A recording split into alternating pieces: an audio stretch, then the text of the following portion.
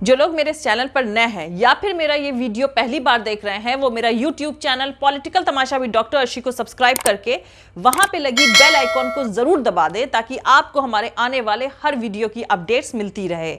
और दोस्तों, अगर आपको हमारा काम पसंद आता है, हमारे वीडियो समझ में आते हैं तो www.patreon.com/dr अर्शी खान पर जाकर डोनेट करके आप हमारे काम को सपोर्ट कर सकते हैं। तो चलिए आज के सियासी तमाशे के सफर को शुरू करते हैं।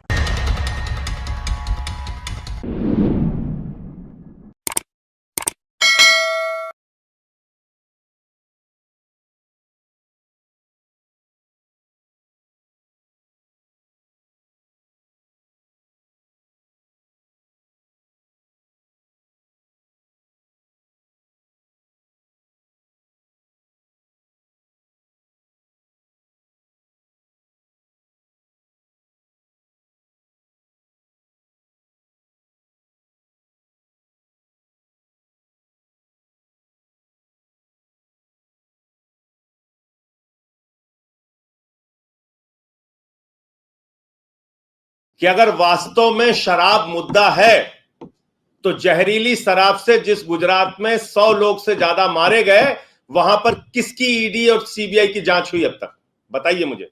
एक ऐसी छोटी सोच के प्रधानमंत्री अगर देश में हैं तो शर्म आती है कि वो किस प्रकार से इस देश को आगे ले जाना चाहते हैं, कैसे वो इस देश को आगे बढ़ाएंगे। जिस देश के प्रधानमंत्री की सोच इतनी छोटी हो।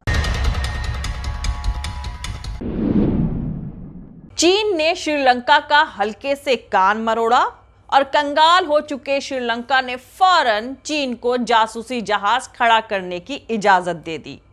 सवाल यह है कि मोदी सरकार ने इन हालातों से निपटने के लिए कुछ तैयारी करी थी या नहीं।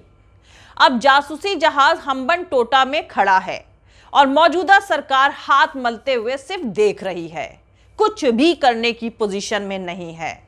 लाल आंख और 56 इंची वाले सियासी गुब्बारे से हवा निकल चुकी है। वहीं मुल्क के अंदर एकदम उल्टा ही सियासी तमाशा चल रहा है। चंचल त्रिपाठी खुद मंदिर में गोश्त रखवाता है ताकि दंगा हो। महंत जी पॉपुलर होने के लिए खुद को ही धमकी दिलवाते हैं कि हाल कन्हैया लाल जैसा होगा। पूरे देश में यही हो रहा है। ईमानदारी से अगर पत्थरबाजों और पेट्रोल बम वालों की पहचान हो जाए तो नफरत की दुकान के साथ साथ सीबीआई और ईडी वाली सियासत भी पूरी की पूरी नंगी हो जाएगी। सीबीआई ईडी की रेड हो या दंगे हो, ये होते नहीं हैं, पॉलिटिकल माइलेज लेने के लिए कराए जाते हैं। बस उनका सच बाहर नहीं आने दिया जाता है। आप खुद देखें, 2006 और 7 में कर्नाटक के बीजेपी के येदुरप्पा पर हजारों करोड़ के जमीन घोटाले का इल्जाम लगा। फिर 2011 में 24,000 करोड़ के खनन घोटाले का इल्जाम लगा। 24 एकड़ सरकारी जमीन दोस्तों को देने का इल्जाम लगा। बेंगलुरु में अपार्टमेंट घोटाले का इल्जाम लगा। कभी सुना है कि सीबीआई और ईडी वाले येदुरप्पा के घर पर मजाल है कि चले गए होंगे? खैर, दिल्ली के उप मुख्यमंत्री और आम आदमी पार्टी नेता मनीष सिसोदिया के घर पर सीबीआई की टीम पहुंची है। इसकी जानकारी खुद मनीष सिसोदिया ने ट्वीट करके दी है। सिसोदिया ने लिखा है कि सीबीआई आई है और उनका स्वागत है। मनीष सिसोदिया ने अपनी सरकार को कट्टर ईमानदार बताते हुए कहा है कि जो अच्छा काम करता है उसे इसी तरह से परेशान किया जाता है और इसीलिए देश अभी तक नंबर 1 नहीं बन पाया है। तो दोस्तों, नंबर 1 से याद आया कि चीन ने मजबूत फॉरेन पॉलिसी और इन्वेस्टमेंट के जरिए श्रीलंका, बांग्लादेश, नेपाल, म्यांमार और पाकिस्तान पर मजबूत पकड़ कायम करके रखी हुई है और आज कोई पड़ोसी मुल्क मोदी सरकार के साथ खड़ा नजर नहीं आता है। बाकी साहेब के सूरमा भोपाली बनकर सूरमा होने के छलावे ने बहुत कुछ मटियामेट कर दिया है। वैसे 2 दिन पहले ही बिल्किस बानो के गुनाहगार छूटे हैं, कल बाबू बजरंगी छूटेगा और 11 चश्मदीदों की गवाही के बावजूद माया कोडनानी तो पहले ही छूट चुकी हैं।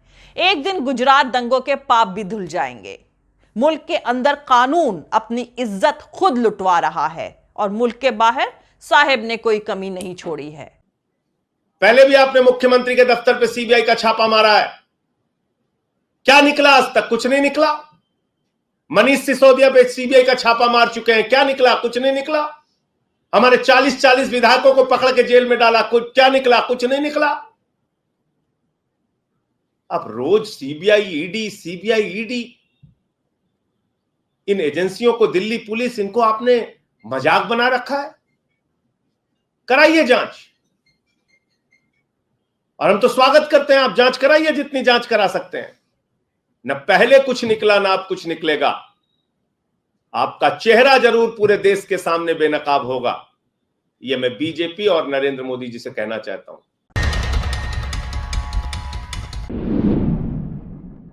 जरा सोचिए कि आपका कट्टर दुश्मन अगर आपके पड़ोस में जासूसी सिस्टम फिट कर जाए और आप चुपचाप देखते रहें तो दुनिया आपको क्या कहेगी। ताज्जुब है कि चीन ने श्रीलंका में जासूसी जहाज तैनात कर दिया है और साहिब के मुंह में गोलगप्पा रखा हुआ है। इतना बड़ा मुल्क का शेर आपने पहले कभी नहीं देखा होगा। दरअसल जो शेर गुजरात में दहाड़ता था वो दिल्ली आकर काजू की रोटी और जापानी मशरूम में मस्त हो गया है।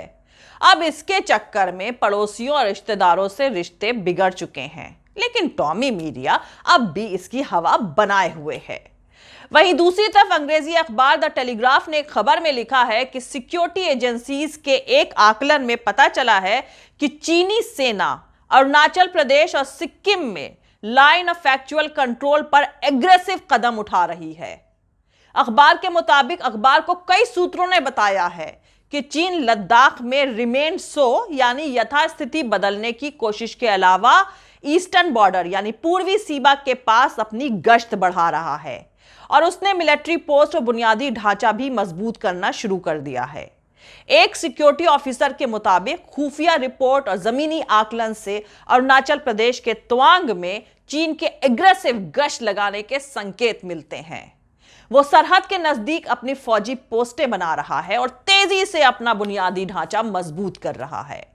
तो आपको बता दूं कि दोनों देशों यानी भारत और चीन के बीच तकरीबन 3488 किलोमीटर की लाइन ऑफ एक्चुअल कंट्रोल का 1346 किलोमीटर का हिस्सा पूर्वी सेक्टर में आता है। अकेले तवांग सेक्टर में ही चीन के साथ 270 किलोमीटर की सरहद है।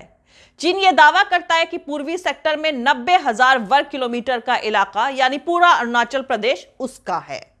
हालांकि भारत सरकार चीन के दावे पर ऑब्जेक्शन जताती रही है। दोनों देशों की सेनाओं का पिछले साल अक्टूबर में सिर्फ कुछ घंटों में आमना सामना हुआ था और करीब 200 चीनी सैनिकों ने सरहद पार कर ली थी।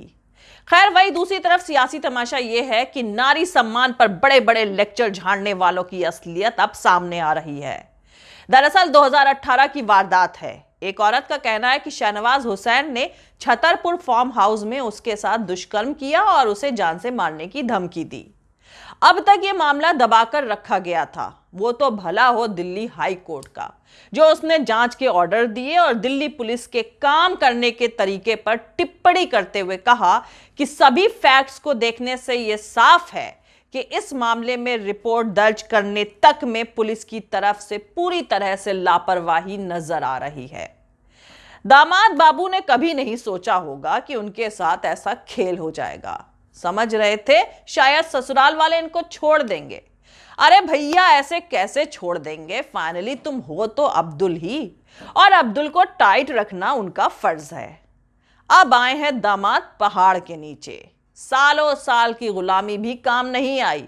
शायद सोच रहे थे कि दामाद बेटे जैसा होता है, पर समझ नहीं पाए कि बीसीसीआई वाला बेटा अलग है और नाली से गेंद निकालने वाला अब्दुल जमाई बाबू अलग है। वैसे रेप से याद आया, इस मुल्क में गैंग रेप के गुनाहगारों को जेल से रिहा किया जा रहा है। उनको फूल माला पहनाकर स्वागत किया जा रहा है। ये वो मुल्क है जहां हर दिन 77 रेप्स होते हैं, यानी पर घंटा 3 रेप। जब हैवानों को आप प्रोटेक्शन देंगे तो भला सिविलाइज्ड और महफूज सोसाइटी का ख्याल कैसे कर सकते हैं? बिल्किस बानो के बलात्कारियों, उसके बच्चे के हत्यारों को मौजूदा सियासत ने गुजरात चुनाव में कैंपेन के लिए जेल से निकलवाया है। 2014 के बाद से कई बार कानूनी लूप होल्स का गलत इस्तेमाल हुआ है, पर पहली बार सजा काट रहे क्रिमिनल्स को इस तरह का कानूनी प्रोटेक्शन मिला है।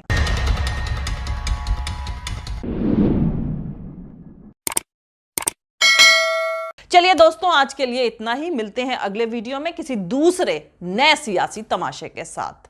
जय हिंद, सत्यमेव जयते, अल्लाह हाफिज। दोस्तों, हमारा पूरा वीडियो और दूसरे और वीडियोस देखने के लिए हमारा YouTube channel political Tamasha with doctor Arshi को सब्सक्राइब करके वहां पे लगी बेल आइकॉन को जरूर दबा दें, ताकि आपको हमारे आने वाले हर वीडियो की अपडेट्स मिलती रहे। और दोस्तों, अगर आपको हमारा काम पसंद आता है, हमारे वीडियोस पसंद आते हैं, तो www.patreon.com/dr अर्शी खान पर जाकर डोनेट करके आप हमारे काम को सपोर्ट कर सकते हैं। दोस्तों, अगर आपको हमारा वीडियो पसंद आता है तो लाइक और शेयर करना हरगिज नहीं भूलें। आप हमें फॉलो भी कर सकते हैं हमारे ट्विटर, इंस्टाग्राम और फेसबुक पेज पर। मेरा ट्विटर हैंडल है @arshi_aziz khan। Thank you. मिलते हैं अगले वीडियो में।